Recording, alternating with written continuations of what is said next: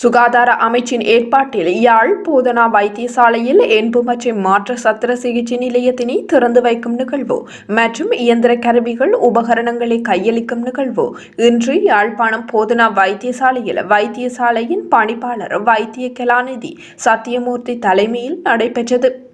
குறித்த நிகழ்வுக்கு பிரதம அதிதியாக சுகாதார அமைச்சர் வைத்தியர் ரமேஷ் பத்ரன கலந்து கொண்டு குறித்த நிலையத்தினையும் இயந்திர உபகரணங்களையும் வைத்தியசாலை நிபுணர்கள் குழுவினர்களிடம் கையளித்தார்.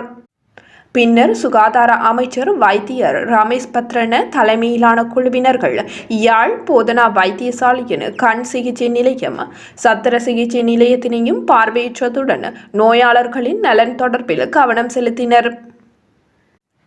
மேலும் சிறுவர் நன்னடத்தை பிரிவு, புற்றுநோய், அதனோடு இணைந்த நோய் பிரிவு மற்றும் இருதய சிகிச்சை பிரிவு, ஆய்வுகூட பிரிவு, ஆவண காப்பக பகுதிகளை பார்வையிட்டதுடன் தேவைகள் குறித்தும் கலந்துரையாடினார்.